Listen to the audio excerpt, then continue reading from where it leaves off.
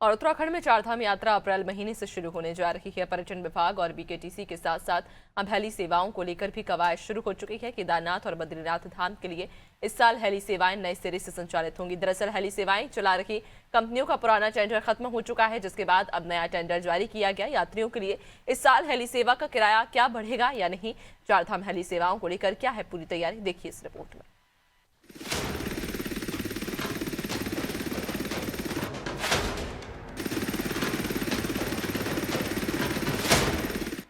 अप्रैल से शुरू होगी चारधाम यात्रा। 23 अप्रैल को खुलेंगे बद्रीनाथ धाम के कपाट। केदारनाथ कपाट खुलने की तिथि महाशिवरात्रि पर होगी तय। हेली सेवाओं के लिए नए सिरे से होंगे टेंडर। केदारनाथ और बद्रीनाथ दोनों के लिए शटल सेवा, किराए में बढ़ोतरी नहीं, सुरक्षा पर फोकस। उत्तराखंड में चारधाम यात्रा की शुरुआत अप्रैल महीने से होने जा रही है। यमुनोत्री और गंगोत्री धाम के कपाट अक्षय तृतीया के दिन खुलेंगे, जबकि बद्रीनाथ धाम के कपाट 23 अप्रैल को खुलेंगे। केदारनाथ धाम के कपाट खुलने की तिथि महाशिवरात्रि के दिन तय की जाएगी।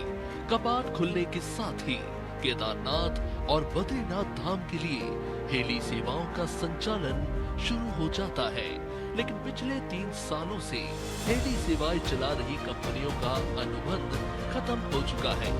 इसी वजह से इस साल उत्तराखंड नागरिक उड्डयन विकास प्राधिकरण ने नए सिरे से टेंडर प्रक्रिया शुरू की है।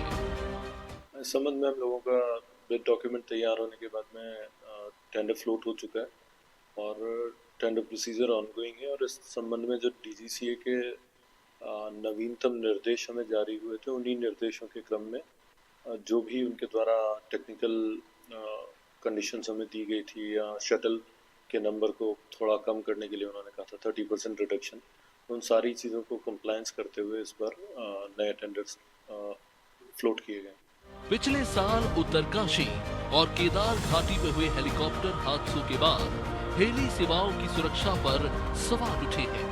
उसके बाद डीजीसीए ने हेली संचालन को लेकर सख्त निर्देश जारी किए। इसी के तहत इस साल भी केदारनाथ हेली सेवाओं में उड़ानों की संख्या 30% कम रखी जाएगी।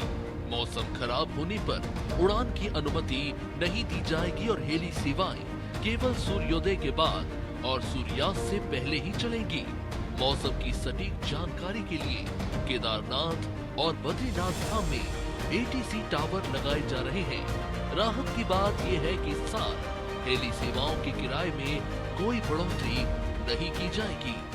सेकेंड फेज में यात्रा के जो पोस्ट मानसून यात्रा का जो फेज था, उसमें 30% रिडक्शन वाली स्थिति आ गई थी, तो उस के चलते हुए जो रेट्स थी कमोबेश उन्हीं रेट्स पे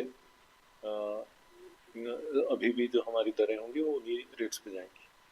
तो ग्राउंड हैंडलिंग को प्रॉपर तरीके से किए जाना, ताकि किसी हैपेजर्ड तरीके से या एक प्रॉपर ऑर्डर में हम यात्रा को चला सकें या यात्रियों को बैठा सकें, वो एक एस्पेक्ट है उसका। साथ ही एटीसी टार और वेदर कंडीशंस को देखने के लिए एयरपोर्ट अथॉरिटी ऑफ इंडिया और आईएमडी के जो लोग बाग उसमें रहेंगे, डीजीसीए के भी एक रिप्रेजेंटेटिव केदार वैली में भी, और यहाँ सहस्त्रधारा हेलीपैड पे भी उनकी नियुक्ति जो की जाएगी, उससे पूरी की पूरी हेली ऑपरेशंस को प्रॉपर्ली मॉनिटर किया जा सकेगा, कंट्रोल किया जा सकेगा।